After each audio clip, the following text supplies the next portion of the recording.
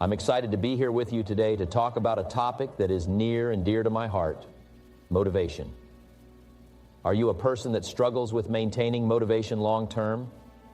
Do you find yourself starting off strong, but then losing steam and falling back into old habits? If so, you are not alone. In today's fast-paced world, it can be challenging to stay motivated and focused on our goals. But fear not, because in today's message, I am going to share with you 5 ways to maintain motivation long term. These are strategies that I have personally used and have seen work for countless others. So if you are ready to turn things around and take control of your motivation, then keep watching. Because by the end of this video, you will have the tools and techniques to keep your motivation levels high and achieve your dreams. So let's dive in and discover the power of long-term motivation together. Starting with the number 5 way to maintain motivation long-term, by taking care of yourself. Now, I know what you may be thinking. Of course, taking care of ourselves is important. But how does it relate to motivation? Well, my friends, let me tell you, taking care of yourself is not just about physical health, but it also encompasses your mental, emotional, and spiritual well-being. And when all these aspects are in harmony, it directly impacts our motivation levels. So let's dive into the ways in which we can take care of ourselves and maintain motivation long term. Firstly, let's talk about physical health. Our bodies are our temples, and it is our responsibility to take care of them. We must ensure that we are eating healthy, nourishing foods and staying physically active. When we fuel our bodies with the right nutrients and engage in regular exercise, we not only improve our physical health, but it also has a positive impact on our mental and emotional well-being. We feel more energetic, focused, and ready to take on any challenges that come our way. And this, my friends, is crucial for maintaining motivation long term. Secondly, we must prioritize our mental health. In today's fast-paced world, we are constantly bombarded with stress, anxiety, and pressure. It is essential to take some time out for ourselves and practice self-care. This could mean indulging in a hobby, spending time in nature, or simply taking a break from our daily routine. When we take care of our mental health, we are better equipped to handle any setbacks or obstacles that may come our way. And this, my friends, is essential for maintaining motivation long term. Next, let's talk about emotional well-being. We are emotional beings, and it is natural for us to experience a range of emotions. However, it is crucial to acknowledge and process these emotions in a healthy manner. Bottling up our emotions or ignoring them can lead to burnout and a lack of motivation. We must learn to express our emotions, whether it is through journaling, talking to a loved one, or seeking professional help. When we take care of our emotional well-being, we can channel our emotions into positive energy, which fuels our motivation. Now let's move on to the spiritual aspect of taking care of ourselves. Spirituality means different things to different people. For some, it may mean connecting with a higher power, while for others, it could mean finding inner peace and purpose. Whatever it may be, it is essential to nurture our spiritual well-being. When we are spiritually aligned, we have a sense of clarity, inner peace, and motivation. We are more connected to our goals and the bigger picture, which helps us stay on track and maintain motivation long term. Lastly, but certainly not least, we must take care of ourselves by setting boundaries. In today's world, we are constantly connected and accessible, which can lead to burnout and a lack of motivation. It is crucial to set boundaries and prioritize our well-being. This could mean saying no to things that do not align with our values or taking breaks from technology. When we set boundaries, we create space for ourselves to recharge and rejuvenate, which directly impacts our motivation levels. My friends, Taking care of ourselves is not a luxury, it is a necessity. It is essential to prioritize our physical, mental, emotional, and spiritual well-being to maintain motivation long term. Remember, we cannot pour from an empty cup. We must take care of ourselves first before we can take care of anything else. Which leads us to number 4, which is maintain motivation long term by keep learning and growing. You see, motivation is like a fire. It needs to be constantly fueled in order to keep burning. And one of the most effective ways to fuel your motivation is by learning and growing. You see, the world we live in is constantly changing and evolving. And if we want to keep up and thrive in it, we must also be willing to change and evolve. We must be willing to learn new things, acquire new skills, and expand our knowledge. Because the reality is, if we stop learning, we stop growing. And if we stop growing, we stop living. Think about it. When we were children, we were constantly learning and growing. We were curious, adventurous, and fearless. But as we grow older, we tend to lose that sense of wonder and curiosity. We become comfortable with what we know and what we have achieved. And while there is nothing wrong with being content, we must never become complacent. We must never stop learning and growing. One of the key reasons why learning and growth are essential for maintaining motivation long term is because they keep our minds engaged and active. When we are learning something new, our brains are constantly firing, making new connections and expanding our understanding. This not only keeps our minds sharp, but it also helps us stay motivated and inspired.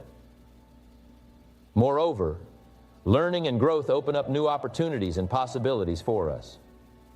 They allow us to see the world from different perspectives and to discover new passions and interests. By continuously learning and growing, we are able to break out of our comfort zones and reach for new heights. But I understand that learning and growth can be intimidating.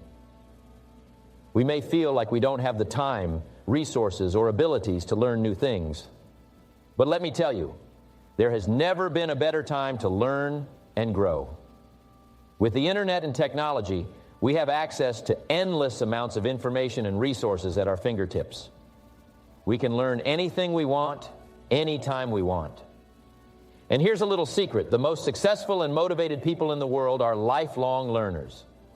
They understand the value of constantly improving themselves and expanding their knowledge. They know that in order to achieve their goals and dreams, they must continuously learn and grow.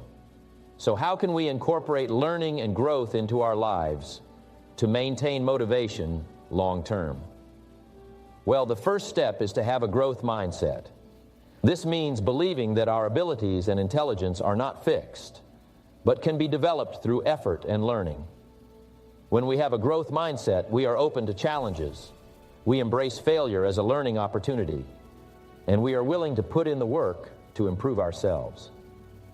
The next step is to set learning and growth goals for ourselves. Just like we set goals for our careers or relationships, we should also set goals for our personal development. This could be learning a new language, taking a course, or developing a new skill. By setting specific goals, we give ourselves direction and motivation to keep learning and growing. Another important aspect of learning and growth is to surround ourselves with people who inspire us and challenge us to be better. We are greatly influenced by the people we spend the most time with, so it's important to choose our circle wisely. Find mentors, join communities, and surround yourself with people who share your desire for growth and learning. Lastly, make learning and growth a daily habit. It doesn't have to be something big or time-consuming. It could be as simple as reading a few pages of a book every day, listening to a podcast on your commute, or watching a documentary. The key is to make it a consistent part of your routine. Which leads us to number 3, which is maintain motivation long-term by celebrating small victories. Now, you may be wondering, why is celebrating small victories so important? Well, my friends, let me tell you, celebrating small victories is like fuel for your motivation. It keeps you going, even in the face of challenges and setbacks. It is a powerful tool that can help you stay motivated and on track towards your goals. You see, we often get so focused on the big picture, on the end goal, that we forget to celebrate the small victories along the way. We become so fixated on the destination that we forget to enjoy the journey. But the truth is, the journey is where the magic happens.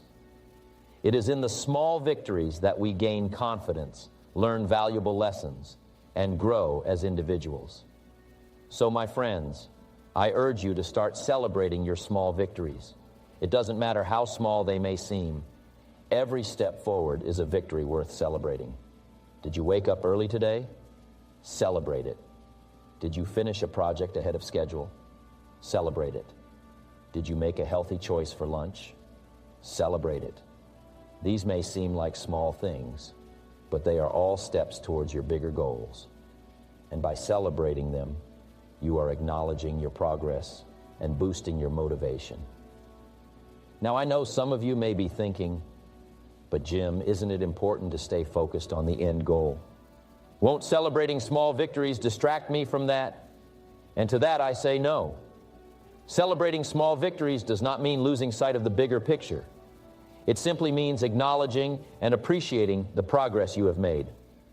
It is about finding a balance between staying focused on the end goal and enjoying the journey.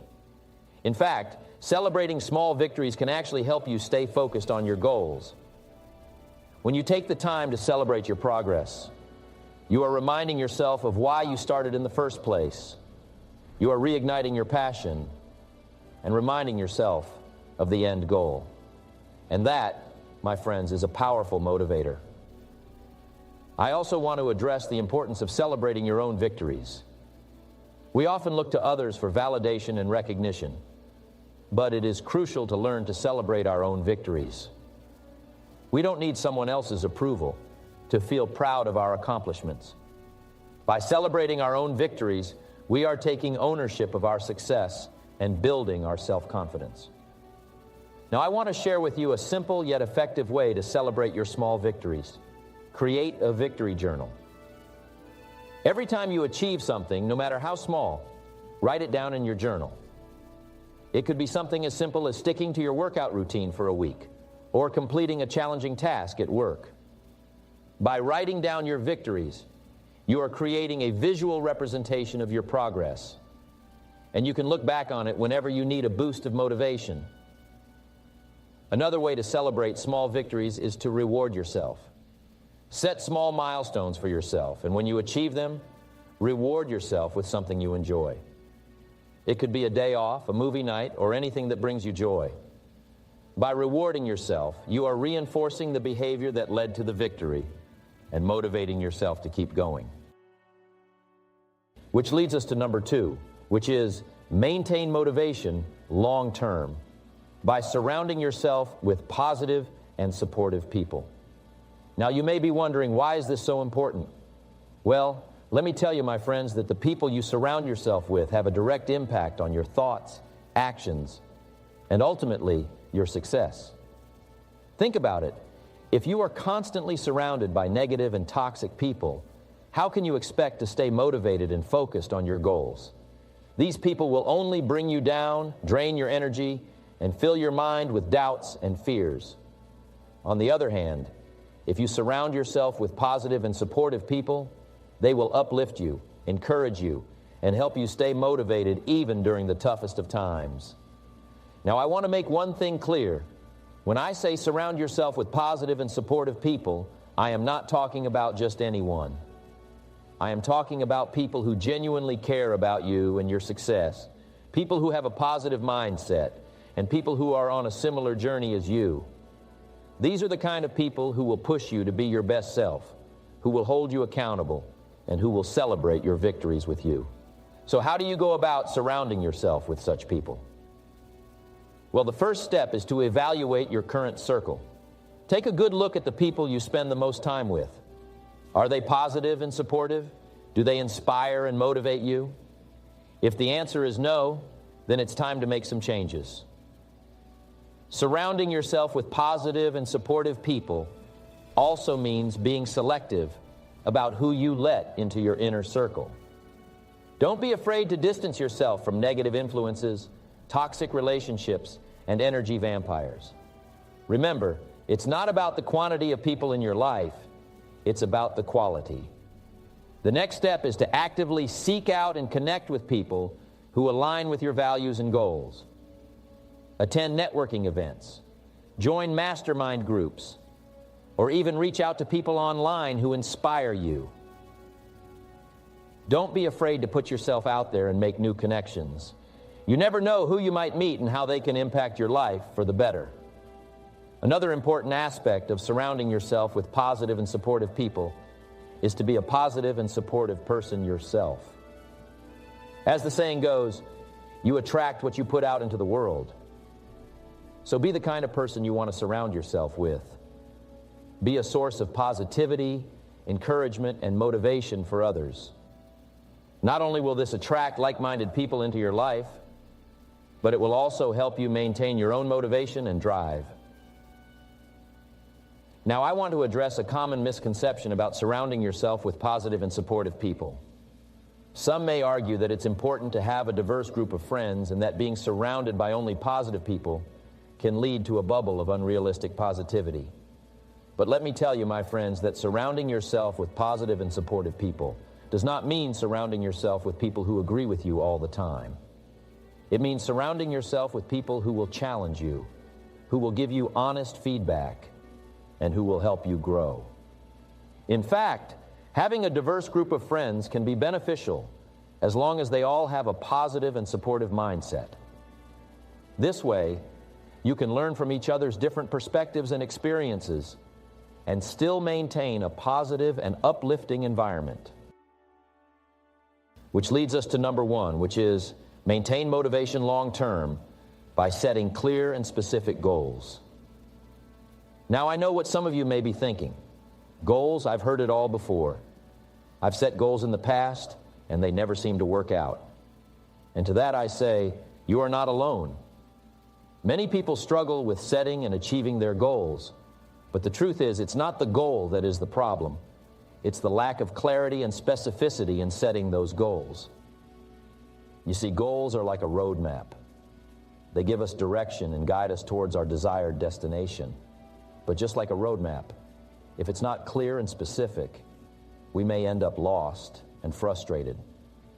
And that's what happens when we set vague and general goals. We lack direction, and we lose motivation because we don't know where we're going. So the first step in maintaining motivation long-term is to set clear and specific goals. And I want to emphasize the word specific. You see, setting a goal to lose weight or make more money is not specific enough. How much weight do you want to lose? How much money do you want to make? When do you want to achieve these goals? Without specificity, our goals become wishful thinking rather than actionable steps towards success. Now, some of you may be wondering, why is it important to have clear and specific goals? The answer is simple. Our minds are wired to achieve what we focus on. When we have a clear and specific goal, our minds can create a plan and work towards achieving it. It's like a laser beam, focused and powerful. But when our goals are vague and general, our minds become scattered, and we lack the motivation to take action. Let me share with you a personal story. When I first started my journey towards success, I had a general goal of becoming successful. But as I learned more about the power of setting clear and specific goals, I changed my approach. I set a specific goal to make $100,000 in 1 year. And let me tell you, that goal changed everything for me. It gave me a clear target to aim for, and my mind went to work to figure out how to achieve it. And I am proud to say that I not only achieved that goal, but surpassed it. So how do we set clear and specific goals? The first step is to get clear on what you want. Take some time to reflect and ask yourself, what do I truly want in life? Be honest with yourself and write down your desires. The second step is to make your goals measurable. As I mentioned earlier, setting a goal to lose weight is not specific enough. But setting a goal to lose 20 pounds in 3 months is measurable and gives you a clear target to aim for. The third step is to set a deadline. Without a deadline, our goals become open-ended, and we lose the sense of urgency to take action. So ask yourself, when do I want to achieve this goal? And write down a specific date. The final step is to break down your goal into smaller, actionable steps. This will not only make your goal more manageable, but it will also give you a sense of progress and motivation as you achieve each step. Now, I want to address a common misconception about goal setting. Some people believe that once they achieve their goal, they can relax and take a break. But the truth is, setting and achieving goals is a continuous process. As we achieve one goal, we must set new and bigger goals to keep growing and moving forward. That's why it's essential to have a long-term vision and set goals that align with that vision. So, my friends, I urge you to take action today. Get clear on what you want, make your goals measurable, set a deadline, and break them down into smaller steps. And remember, your goals may change and evolve over time, and that's okay. The key is to have a clear and specific direction to maintain motivation long term. So I challenge you to set clear and specific goals in all areas of your life. And I guarantee you will see a significant improvement in your motivation and success. Thank you.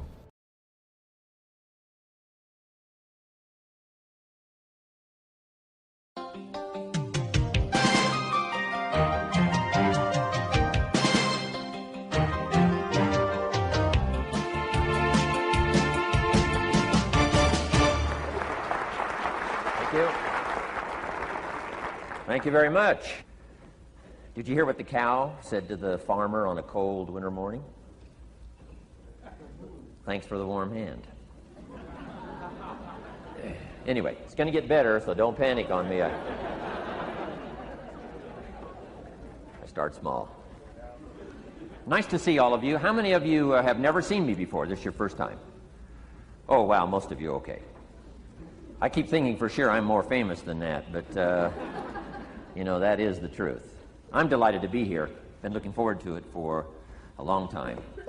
And it's nice to be back. You know, I was here not too long ago. It's nice to be invited back. It says something when you're invited back. It doesn't say everything, but it says something. Maybe it says, let's give him one more chance, right? See if he can get it right this time. But I'm delighted to have all of you here. We're going to spend the day together. I feel two major responsibilities, and I'm sure you can guess what those are. Number one is to make sure you get your money's worth, right? When you shell out your cash, especially these days, you want to make sure you get full value for the money you spent.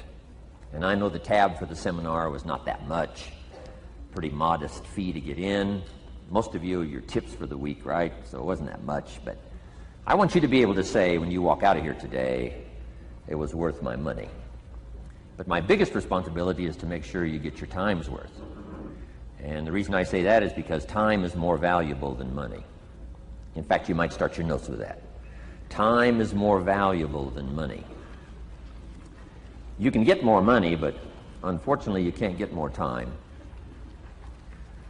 If somebody asks you to spend your money, that's pretty easy, right? We live in America. We're wealthy. So the money's not the problem.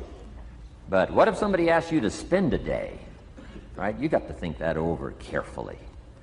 And I know you did. I wouldn't waste one of my days, not for anybody, not for anything. Once I understood how valuable they were, I don't waste any. But to make an investment like today of your money and your time, I appreciate that. Today's going to be costly for me. It's going to cost me one of my days to be here, right? And some money, of course. But, you know, I don't need the money. I take the money, but I don't need the money. But guess what I do need? The time. So I'm here not to just joke with you. I'm here not to just tell some funny stories and give a performance and walk away. I'm here to give you some value, and I want to make it worth your time. I'm going to invest a day. You're going to invest a day. Let's get the most out of it and see what we can walk away with today. Anyway, for you that have not seen me before, just very briefly, let me just tell you my story. I grew up in Idaho, farm country, southwest corner of Idaho. In fact, my father still lives on the old homestead where I grew up. He'll be 89 his next birthday, still hasn't retired.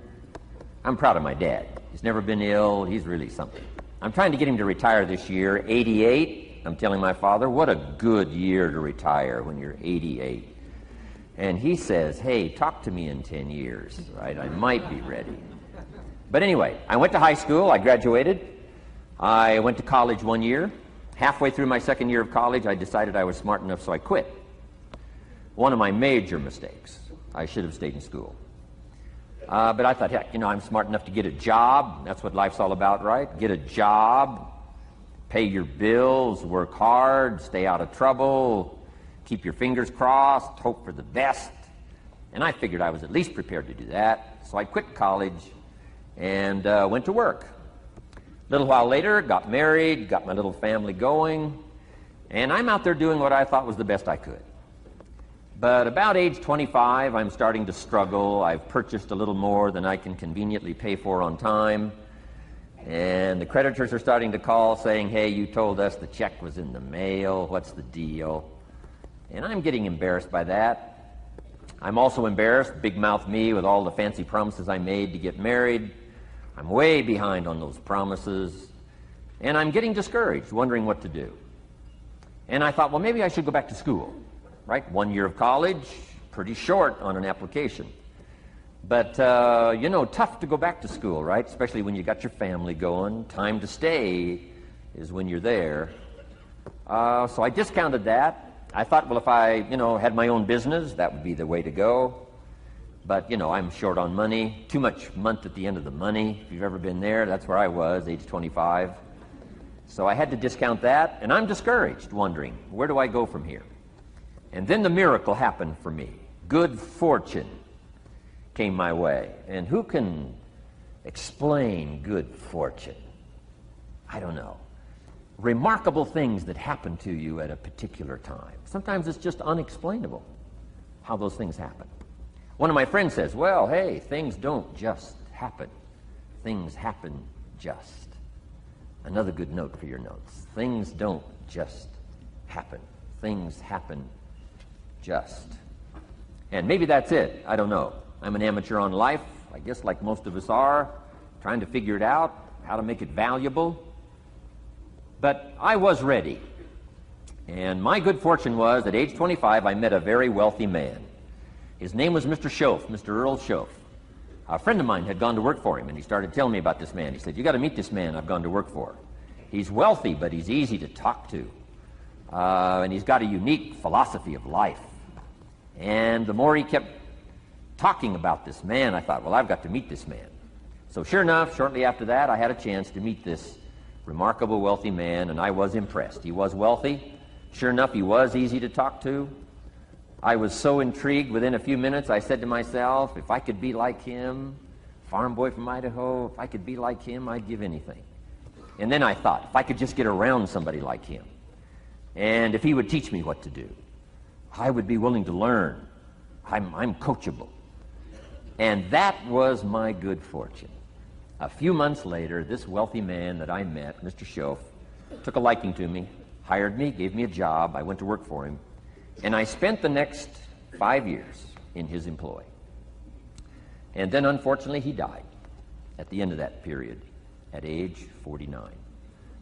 His last 5 years, but the first 5 years of my new life, I got to spend with this remarkable man, and my dream came true. He coached me. He taught me.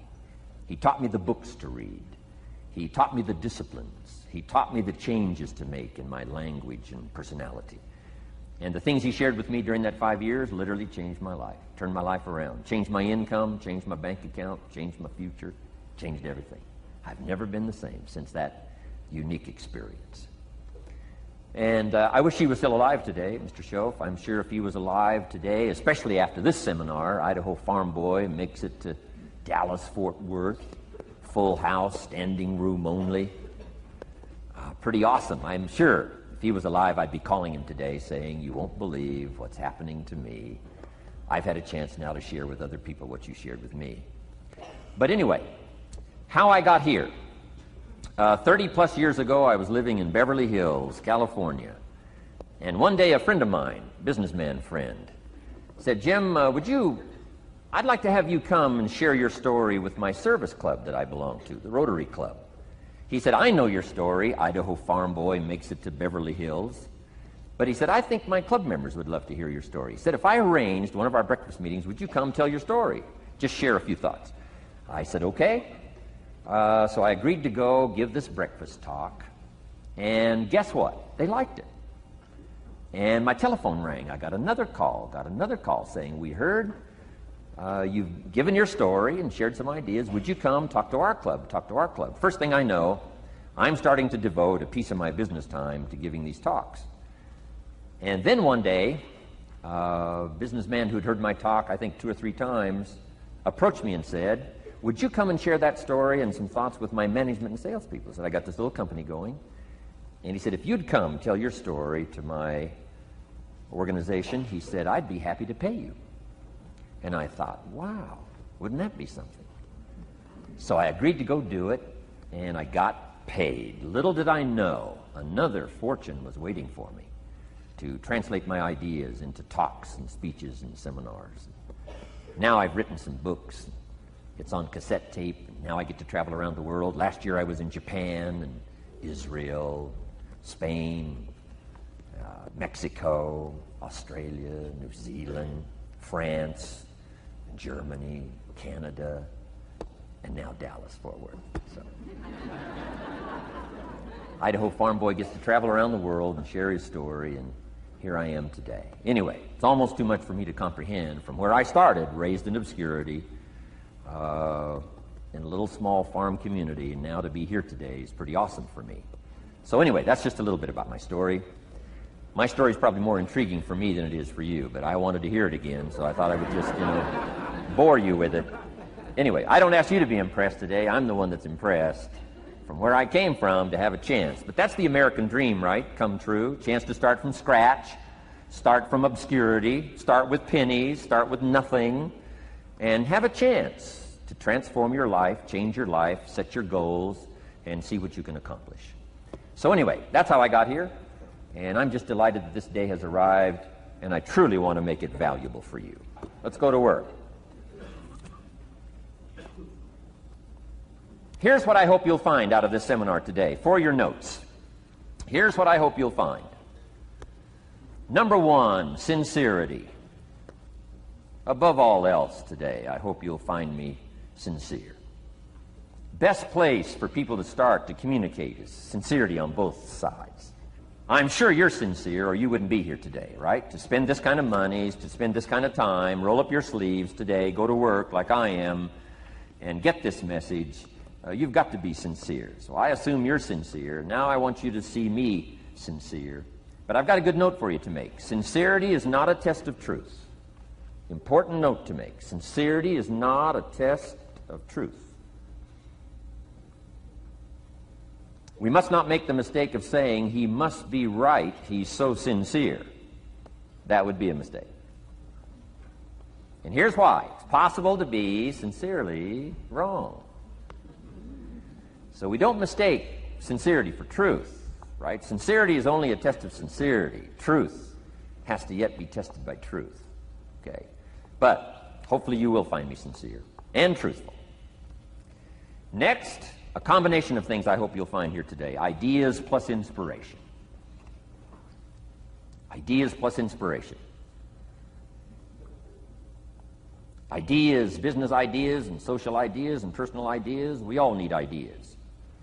Right? How to have a good day ideas, how to have a good year ideas, how to have your best year ever ideas, good health ideas, personal relationship ideas, how to deal with your family ideas, sales management ideas, financial freedom for the future ideas. We all need good ideas. So today, I hope you gather up by notes and by what you can remember a lot of ideas. I want to share as many with you as I possibly can in the time constraints we have Today's going to go very rapidly. I used to think a day like this was a long day. Found out it's a pretty short day. But I'm going to go as fast as I can, share with you as many ideas as I possibly can. And here's why. Ideas can be life-changing. Ideas can be life-changing. And sometimes all you need is just one more in a series of good ideas. It's like dialing the numbers into the lock, right? You got 5 or 6 numbers dialed into the lock. The lock still won't come open, but you don't need 5 or 6 more numbers. Maybe you just need one more. And maybe a seminar like this could do it. A sermon could do it. The lyrics from a song could do it. The dialogue from a movie could do it. Conversation with a friend might do it. That one last piece you need, number. Dial it into the lock, that's it. The lock comes open, there's the door for you to walk through. And maybe this seminar today could furnish that for you. One more idea. I know you've come with a lot already. Sometimes we get the impression, I used to have that I only had this much going for me and I needed this much. Usually not true. And I'm sure not true of this audience, where I find you today, as well-dressed as you look today. You know, as fine as you are sitting here today, it isn't that, you've got this much going for you and you need this much.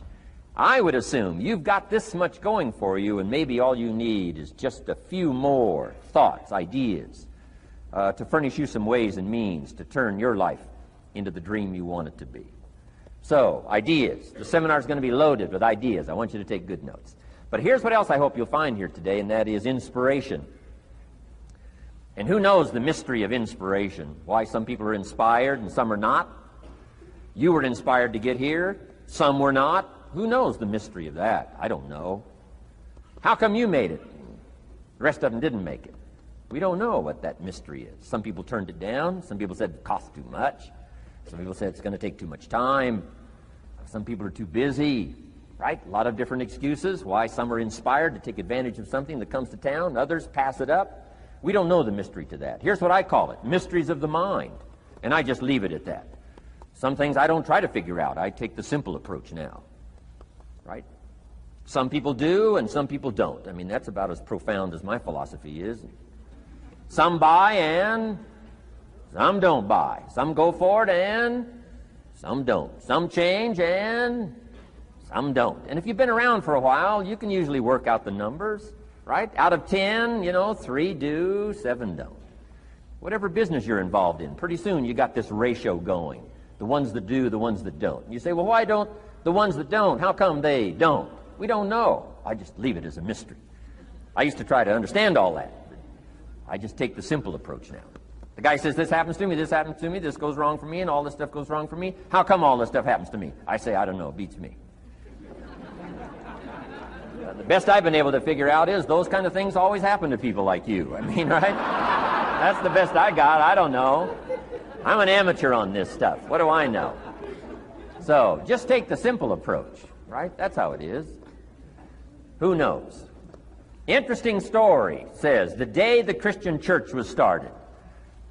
Now, I'm an amateur on the Bible, but best account I can remember, the day the Christian church was started, a magnificent sermon was preached. Great presentation. And if you're a student at all of good communication, it was one of the classic presentations of all times. The sermon, the first day the Christian church was started.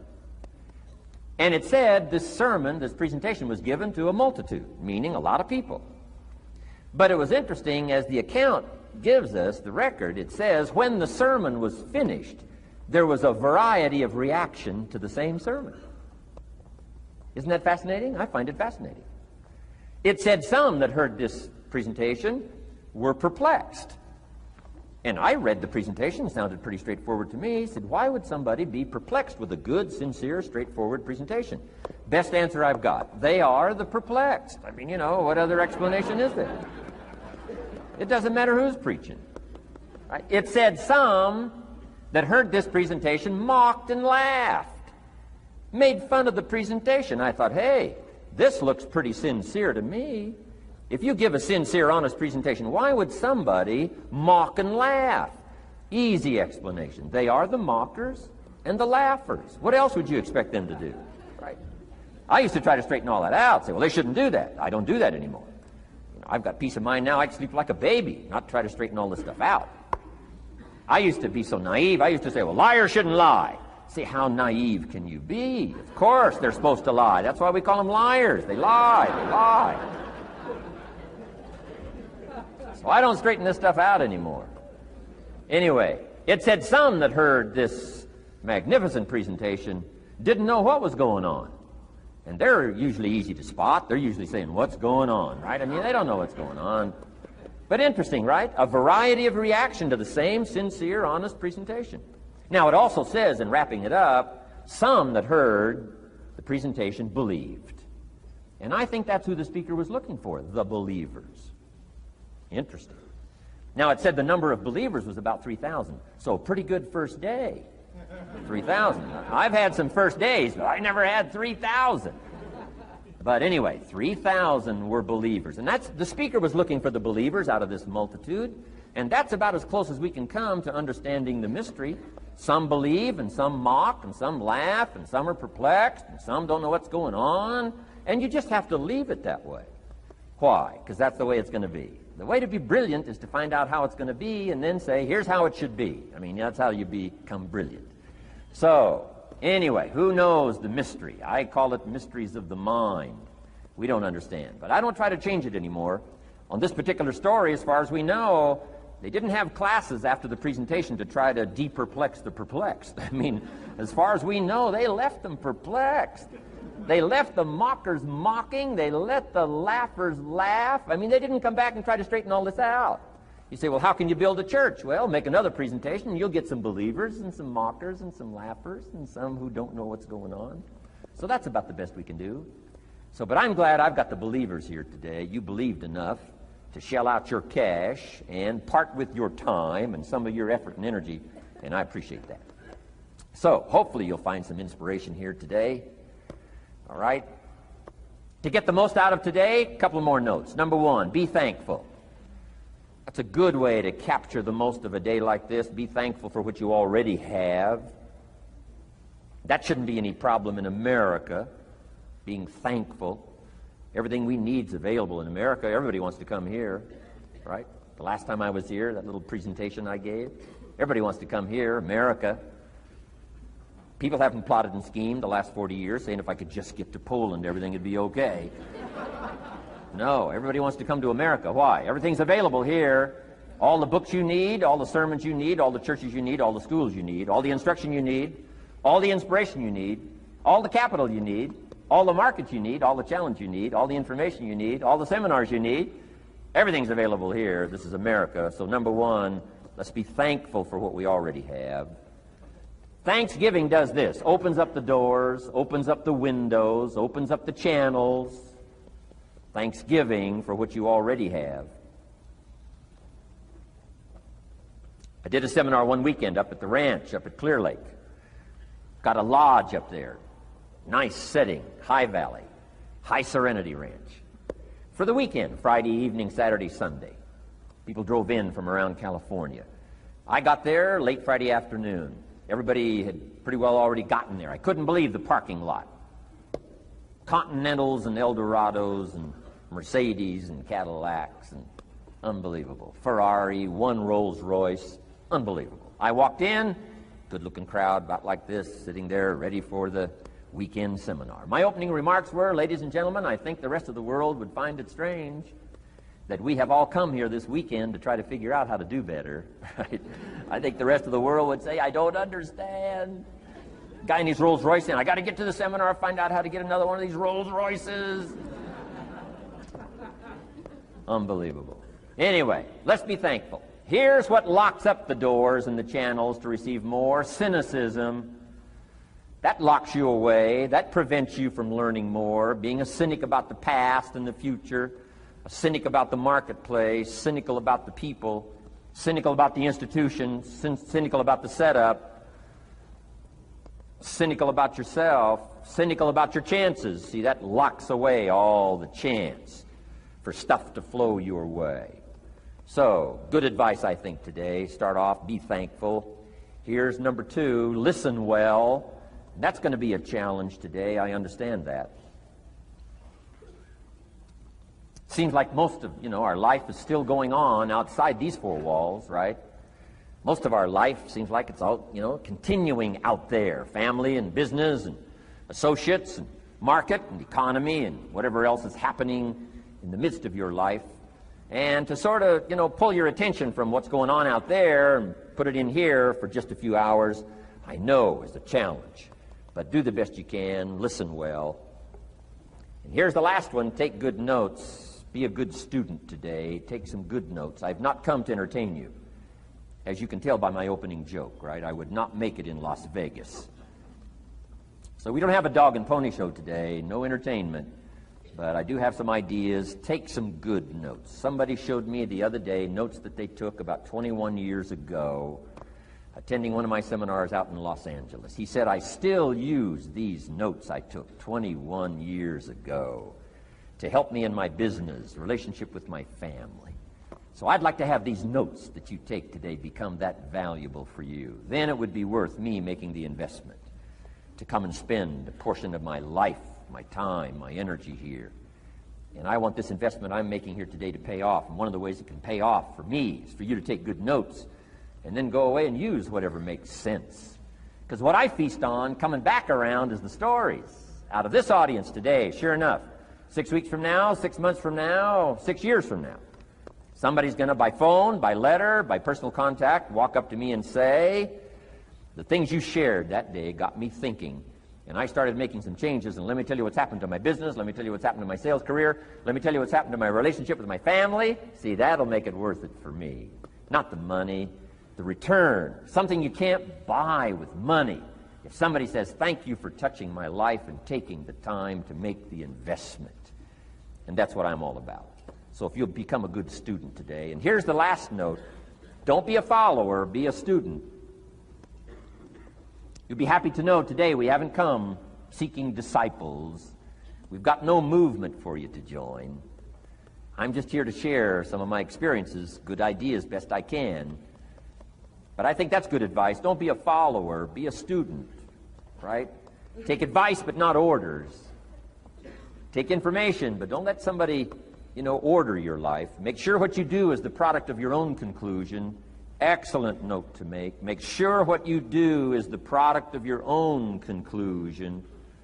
Not to do what someone else says. Take what someone else says, process it, think about it, ponder it. If it makes you wonder, if it makes you think, then it's valuable. Then when you go take action, make sure that the action is not what somebody told you to do. Make sure the action is the product of your own conclusion. If you'll follow just a little bit of those simple guidelines, I'm telling you, the learning process can be speedy, swift, powerful. Your learning curve can go up, and then applying it to your business, your life, your family, conversations, equities of all kinds. You'll find some progress like I did that first 5 years when I met a teacher willing to share with me, turn my life around. Progress I couldn't believe happened for me. Okay, let's get started. I want to review, I was here last time, and we talked about the 5 major pieces to the life puzzle.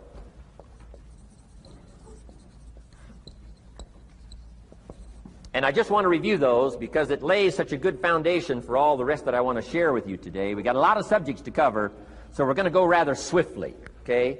Put on your mental track shoes here and run with me today, because I'm going to deal mostly in concepts. Expect you to, fill in a lot of the details, because I've got a lot to share. I want to get through it all. But let's lay this foundation again of the 5 major pieces. Happens to be the title of my latest book, but I think it is so valuable in laying a foundation. It's some of the things I learned between ages 25 and 30. The teacher who taught me so well. He dealt in these fundamentals, we call these fundamentals.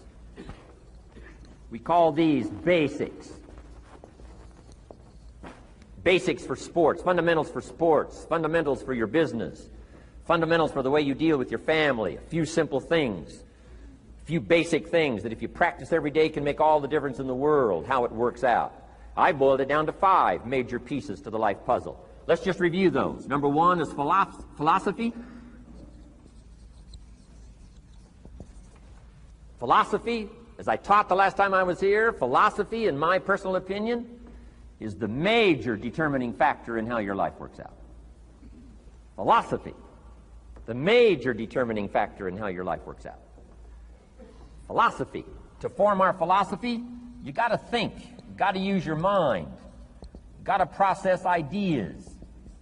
And this whole process over a lifetime, starting way back here when we were children, schools that we've attended, our parents, our experiences, all this stuff that we've processed by the thinking process helps to develop our philosophy. And in my opinion, each person's personal philosophy is the major factor in how your life works out. Here's what I called it in that last presentation when I was here. It's called the set of the sail. Each person's personal philosophy is like the set of the sail. Now, I used to think it was circumstances that ordered my life.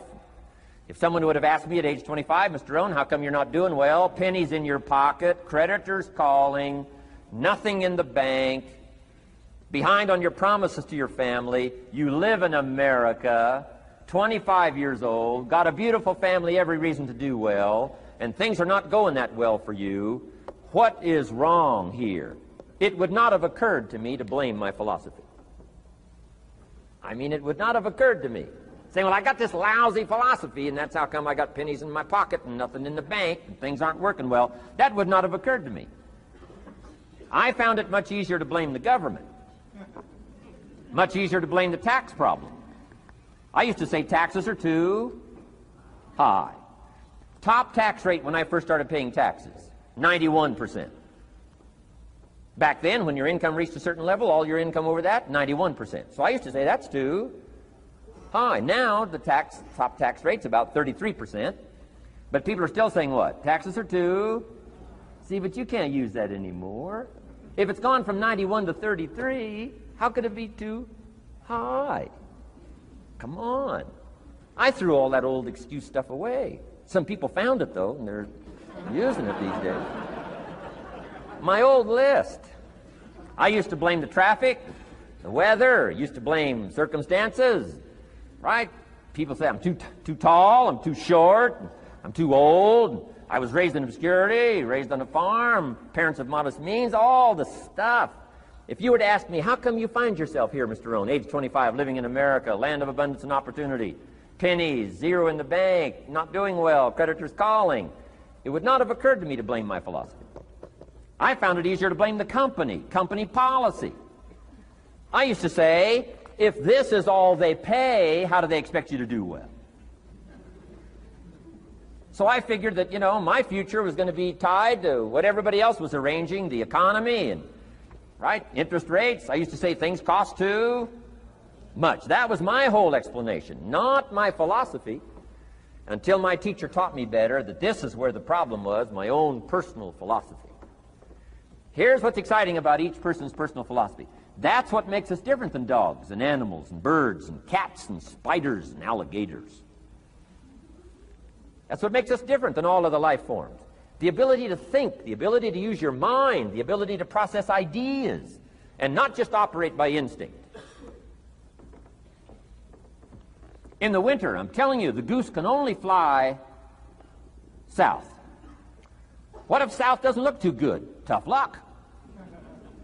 It can only fly south. But see, human beings are not like a goose, can only fly south. I mean, you can turn around, go north, you can go east, you can go west, you can order the entire process of your own life. And we do that by the way we think. We do that by exercising our mind. We do that by processing ideas and come up with a better philosophy, a better strategy for our life, goals for the future, okay? Plans to achieve those goals. All this comes from developing our philosophy. Philosophy helps us to process what's available. Well, when we get here, we got seed, and we got soil, and we got some rain, and we've got some what? Sunshine, and we've got some seasons, and what? The miracle of life. Now, the key is, what do you do with all this stuff? How do you turn all this stuff that's available here into equity and promise and lifestyle and dreams and future possibilities? All of this that's possible now with human beings, how do you take all this stuff and turn it into this equities and values? Well, it starts with philosophy. What is the seed? What is the soil? What is the sunshine? What is the rain? Is it possible to take some of each of all the stuff that's available and turn it into food and turn it into value and turn it into nourishment, and turn it into something spectacular and unique that no other life form can do? And the answer is yes. But you cannot deal with all this stuff and what to do with it unless you start refining your philosophy. Think, use your mind, come up with ideas, and strengthen your philosophy. So the seed and the soil and the rain and the sunshine, this is called, the economy and the banks and the money and the schools and everything that's available out there, processing information, what to do with all that, and turn it into equity and value. That is the major challenge of life, my personal opinion. So each person's personal philosophy now is going to determine what you're going to do with seed and soil and sunshine and rain and miracle, the change of seasons. That's it. My personal opinion. Each person's personal philosophy is like the set of the sail. That's what this seminar is for today. Help you to trim a better sail. You don't need a better economy. You don't need better seed and soil. In fact, when it comes to seed and soil and rain and sunshine and seasons and the miracle of life, that's all you got. Now, what if you blame this stuff? Then you're blaming all you got. If you blame the economy, and you blame the schools, and you blame the teachers, and you blame the sermons and the preachers, and you blame, the marketplace, and you blame the company and company policy, what else is there? When some people get through with their blame list, there isn't nothing else. That's all there is. And if you blame the only thing you've got to work with, I'm telling you, it's called mistake colossal. In not understanding that that's all you've got to work with. And if this is all you've got to work with, then you don't change the seed, and you don't change the soil, and you don't change the rain, and you don't change the sunshine, you don't change the seasons. Right? Guy says, I'll take 3 springs, 4 summers, 9 falls, no winters. No, you can't fool with this stuff. You got to take it like it comes. Then what do you change to make your life work well? You got to start with your philosophy. Guess what I had to do at age 25 in order to change my own future? I had to change my mind. I had to change my thinking. I had to change my philosophy. I was messed up on what was causing my problem. And once I got that straightened out, that all the stuff I blamed, the government and taxes and the marketplace and the economy and things cost too much, negative relatives, cynical neighbors, once I got rid of that and started going for where the real problem was, which was me, I'm telling you, my life exploded into change. My bank account changed immediately. My income changed immediately. My whole life took on a whole new look and color immediately. And the early results I got from making these philosophical changes tasted so good, I've never stopped the process from that day until this. And I'm telling you, with a little consideration of the refinement of your sail, by setting a better sail, refining your philosophy, your whole life can start to change from today on. You don't have to wait till tomorrow. You don't have to wait till next month. You don't have to wait till spring. You don't have to wait till 93. You can start this whole process immediately. I recommend it. Now, some people do so little thinking, they don't even have their sail up. I mean, you can imagine where they're going to wind up at the end of this week, at the end of this month, at the end of this year. Now's the chance to change, process all this information. So number 1 is philosophy. Okay. And we dealt with all that, where we get ideas from personal experience, from other people's experiences. I don't want to get into all those details because we covered that the last time I was here. But philosophy, that's number 1, my personal opinion. Each person's personal philosophy. Here's the definition of success and failure. Just make this note. Here's failure.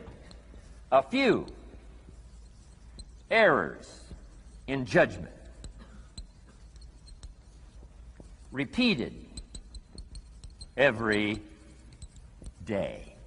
Now, you can automatically assume, Mr. Rohn, I say, I can understand that. A few errors in judgment repeated every day. For 6 years?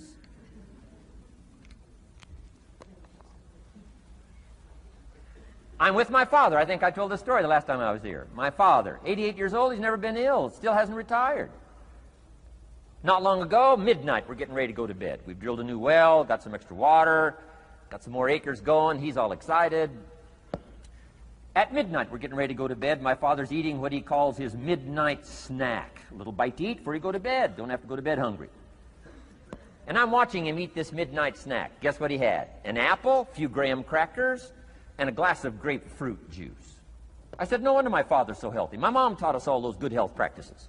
Taught me when I'm growing up, right? I'm an only child. I've never been ill. Passed the big 50 some time ago. My 2 daughters, 32, 33, never been ill. My grandkids, never been ill. I'm telling you, the legacy lingers on.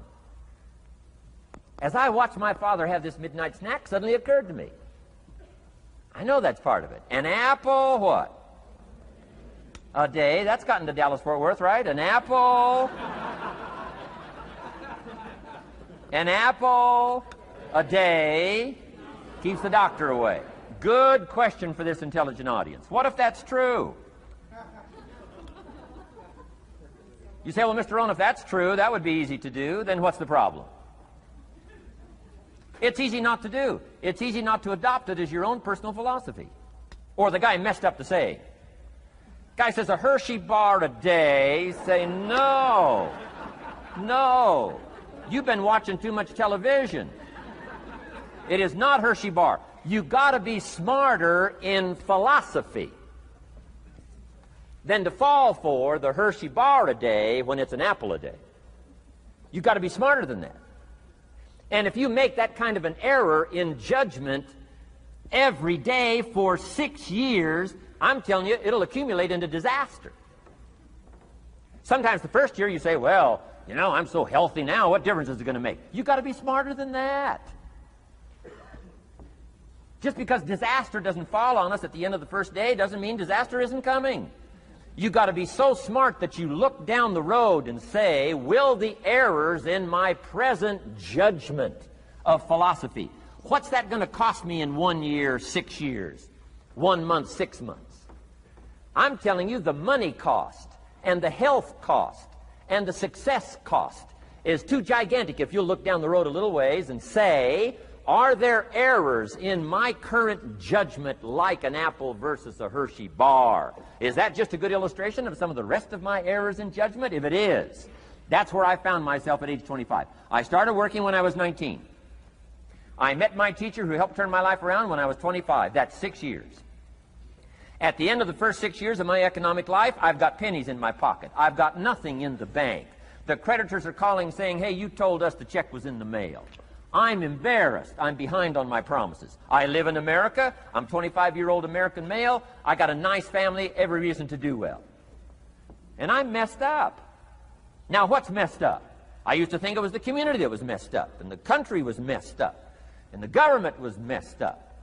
If those Democrats ever get in the White House, that'll really mess things up. If the Republicans stay in power, that'll really mess things up. The economy was messed up. Interest rates are messed up. I thought all this stuff was messed up. Then I found out that's not what was messed up. I was criticizing the only thing I had to work with. What was really messed up was my own personal philosophy. My own errors in judgment in my own personal philosophy brought me in 6 years to pennies in my pocket, nothing in the bank, and trying to explain why I wasn't doing well, living in America, 25-year-old American male, got a family, every reason to do well. Now, once I understood this, here's the formula for failure: errors in judgment, being lax about developing your own personal philosophy. I'm telling you, it's called accumulated disaster. It doesn't matter whether it's your health or your bank account. Guy's got an empty bank account, probably has high cholesterol. Why? Over the last 6 years, he never paid attention to either one. And it doesn't matter whether it's a dollar, or whether it's your money, or whether it's your cholesterol count. All you got to do is commit the errors, and just because disaster doesn't fall on you at the end of the first day that you don't eat an apple. You say, well, I didn't eat an apple today, and tonight I'm not ill. Well, you got to be brighter than that. Someday you got to leave first grade. The reason we make those first grade desks so small so they won't fit at age 25. I mean, right? You don't belong here anymore. Come on. Now let me give you the secret to success. The formula for failure: a few errors in judgment repeated every day for 1 month starts the weakness, starts the disaster process. You can imagine what happens in 6 years. Now here's the formula for success: a few simple disciplines practiced every day. And you've started a whole new process called a whole new life. A few simple disciplines practiced every day. And if you decide today to go for the apple instead of the Hershey bar, I'm telling you, you have begun the process of turning your life around. And if you keep up that process, not only with your health habits, but with your money habits and with your communication habits, with your sales habits and management habits and every other habit that you've got, if you'll start that process, eliminate the errors and replace it with disciplines practiced, I'm telling you, you can start this process of life change immediately. After today, you don't ever have to be the same again. Only by choice. You don't have to walk out of here the same as you walked in today. Only by choice. You can start a whole new process. And you say, well, Mr. Rohn, is it that simple? Yes, it's that simple. Where else would you start but with an apple? You don't have to start with something staggering. What if you should be walking around the block for your good health and you don't? What'll that do in 6 years? I'm telling you, the word is disaster. You could and you should and you don't. Here's an even stronger word. You won't. I mean, don't might mean you're careless. Won't probably means you're stubborn. And either one's called disaster. Could, should, don't. I'm telling you, that's why at the end of 6 years, I found myself with pennies in my pocket, nothing in the bank, creditors calling. Could, should, won't. Could, should, don't is called disaster. Now, how do you change all that? The next 6 years, I got rich. The next 6 years, I became a millionaire. By the time I'm 31, I'm a millionaire. How about that? You say, well, Mr. Rohn, what happened? Well, strangely enough, during that second 6 years of my economic life, the government was about the same. I'm telling you, taxes were about the same. My negative relatives were the same. I'm telling you, the economy was about the same, and prices were about the same, and everything else was about the same. Circumstances were about the same. Then how come I got rich? How come I totally changed my life? I was not the same. Somebody says, well, what did you go to work on to do all that? I started with my philosophy. I started amending my errors by doing some better thinking, changing my mind, coming up with ideas that I didn't have before I met my teacher. And once that whole process started for me, I'm telling you, I changed my whole life. Within a 6-year period, I was never the same. And I've kept up that process all these years. One of the reasons why I'm here is to continue my craft. I don't want the day to come someday somebody says, you should have heard Jim Rohn 10 years ago when he was really terrific. Guess what I want people to say? I heard him 10 years ago, but you should hear him now. I'm telling you, the man works on his craft. I'm telling you, the man's done some extra reading. I'm telling you, the man doesn't miss a trick. I'm telling you, he's worked hard on himself. That's why he's able to deliver like he does. The same thing can happen for you as a teenager. It can happen to you as a mother, as a father, as a business person, as a salesperson, running a business. Doesn't matter. Management, wherever you find yourself. This is the process called personal change. And what I say to start with is, start with your own philosophy. Your philosophy is going to determine whether or not you go for the disciplines or continue the errors that's called potential disaster. And everybody has it within their power. Well, it was so happy for me to find out at age 25, Mr. Shove said, Mr. Rohn, you don't have to change countries. But you do have to change philosophy. And if you'll change philosophy, not country, you can turn around your income, you can turn around your bank account, you can turn around your skills, you can become capable, powerful, sophisticated, healthy, influential, all the other equities that you could possibly want out of your life, using the only stuff there is and not trying to change any of this stuff. Appreciate all of this stuff with all of its ups and downs, with all of its mystery of why it works and sometimes it doesn't work. Don't challenge this. You don't have to ask for another planet. You don't have to ask for another country. Just ask for another book. Ask for another seminar. Ask for another idea. And you can start this whole process of personal life change. Now, I could spend the whole day on philosophy, because that's where it is. If I could get you intrigued with that enough to study it, enough to ponder it, to where you would pick up the commitment like I did and say, hey, as simple as an apple a day, as simple as a walk around the block, why not start right there? If you don't start there, where else are you going to start? Might as well start where it's easy, and then go to the more complicated disciplines. Because if you can't handle the the simple disciplines, how can you handle the complicated ones? Okay. Key. Philosophy. Here's number 2. I got to give these now very quickly because I got too much to cover here to linger too long. Number 1, we're affected by philosophy. First major of the 5 major pieces. Number 2 is attitude. We're affected by how we feel. First, we're affected by what we know and the decisions we make. Second, we're affected by attitude, how we feel. And I gave that quick list. Let me give it to you. It's how you feel about the past. You've got to have a good attitude about the past. Use it as a school, not a club. Don't beat yourself to death with your past. Faults, failures, losses. Let the past be a school. Harsh school, maybe. What else is new? Let the past be a school master to teach you. Not to threaten you, but to teach you. Okay. Next, it's how you feel about the future. Set your goals. We'll talk a little bit about that before we finish today. Goal setting. The promise of the future is an awesome force to affect your life every day. Without a future well designed, we take hesitant steps. And all you have to have is hesitant steps for 6 years. You'll be timid, driven into a corner, not boldly willing to go and take your portion, take your share. Okay? Next, it's how you feel about everybody else. Got to have a good attitude about everybody else because it takes everybody else to make a market. One person doesn't make a family. One person doesn't make a business. One person doesn't make a corporation. One person doesn't make a community. One person doesn't make a nation. It takes all of us to make a dynamic economy, a nation second to none. It takes all of us to make the churches and make the economy run. It takes all of us to make the possibilities. All the gifts that have flowed in here the last 200 years, unprecedented in 6,500 years of recorded history. There's been nothing like it. The ethnic streams that have flowed in here brought their gifts, brought their talent, brought their skills, brought their inventions, brought their work ethic. All of it mixed together is called America. Been nothing like it in 6,500 years. And to miss the value of it by some, warped attitude about it, I'm telling you, you've missed it all. And if you have an appreciation for it all, you'll draw from it.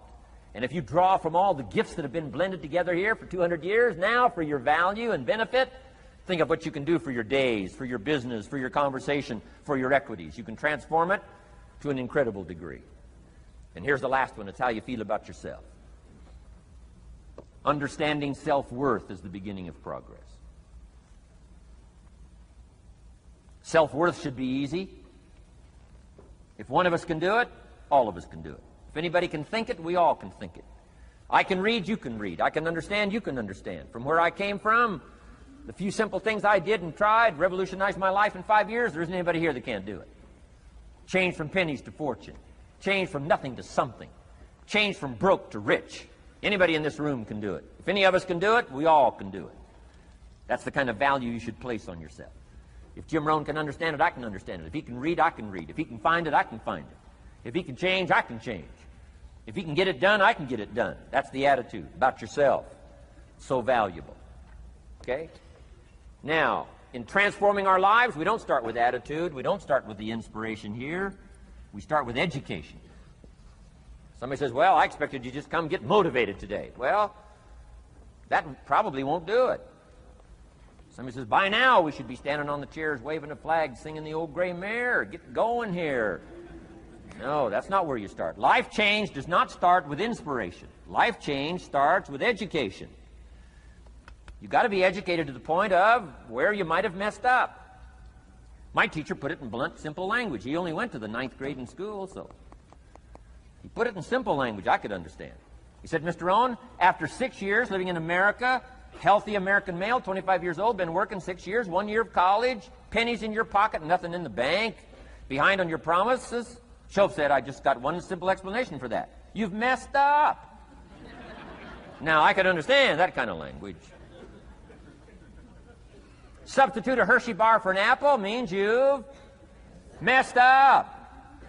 Should walk around the block, could walk around the block, won't walk around the block. You have messed up. And all you got to go is right down through the list.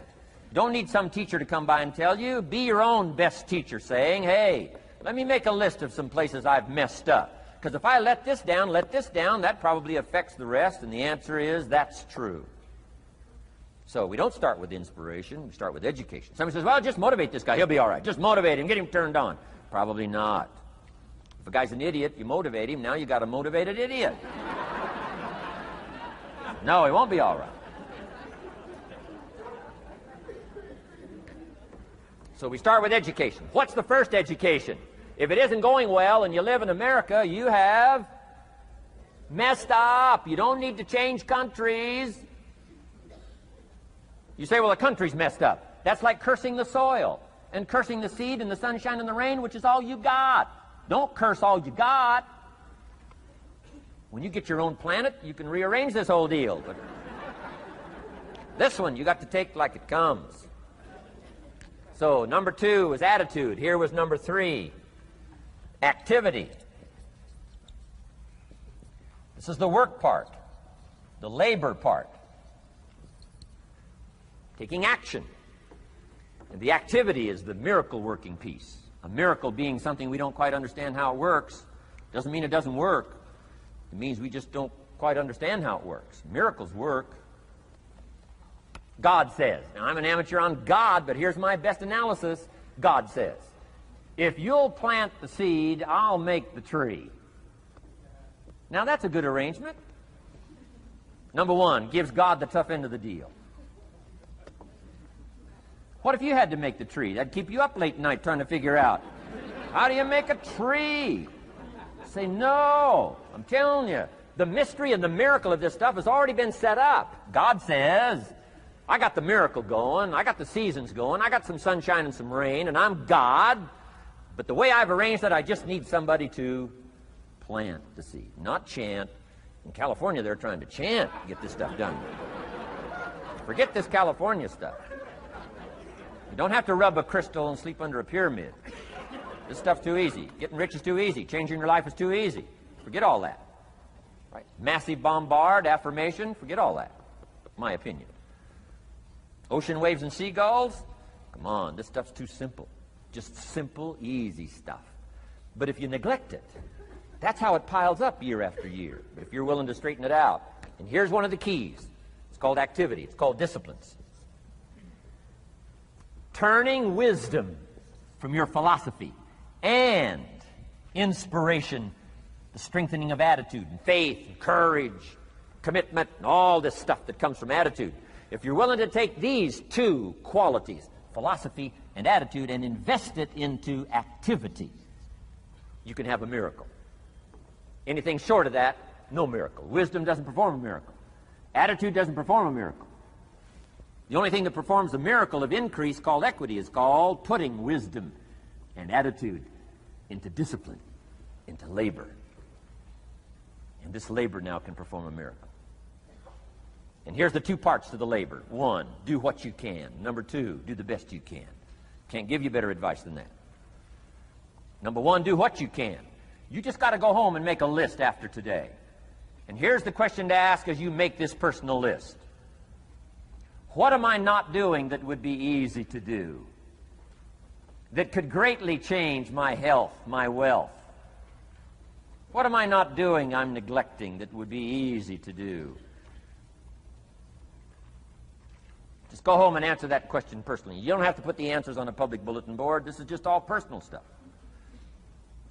From the walk around the block to the apple to what to do with your money, which we're going to cover today. What does a child do with $1? We're going to cover that today. Errors in judgment, disaster. A few simple disciplines, wealth beyond imagination. And if you'll pick up the activity part, the miracle working part, plant the seed part, take care of your part. The soil will take care of its part, and the seed will take care of its part. The seasons will take care of their part. The miracle will take care of its part. If you'll take care of your part, called putting it into activity, action. Works miracles. 2,000 years ago, on April 13th, one of Jesus' disciples. Now again, I'm an amateur on the Bible, but best as I can remember it, one of Jesus' disciples said to Jesus, "It's time to pay our taxes and we don't have any money." That's how come I know it was about April 13th.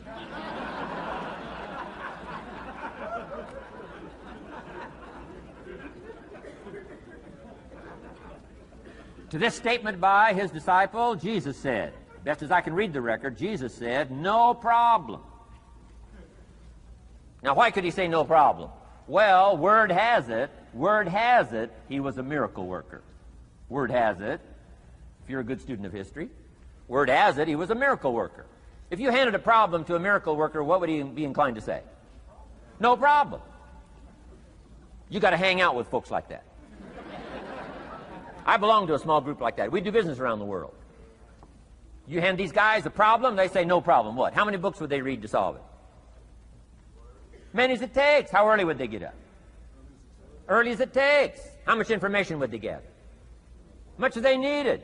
So it's what? No problem. You got to hang out with folks like that. Jesus said this will be no problem, the tax thing. He said to his disciple, it's simple. Go fishing. Wow.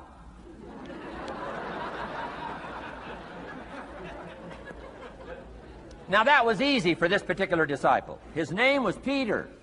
And Peter was a fisherman. How clever.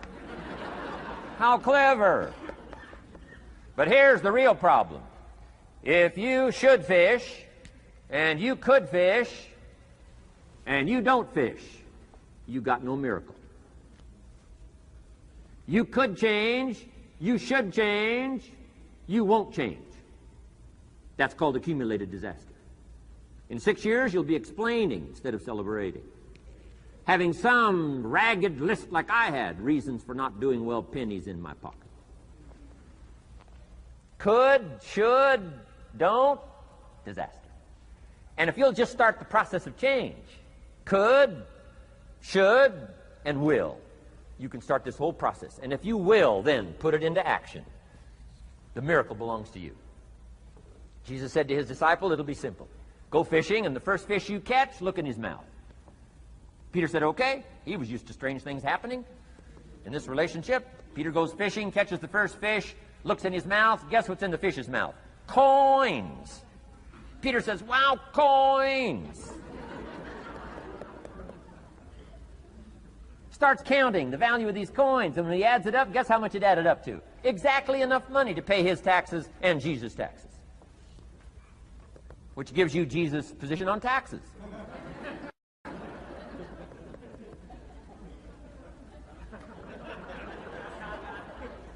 Okay. Now we call that what? A miracle. Only because we don't quite understand how it works. It doesn't mean it doesn't work. It simply means we don't quite understand how it works.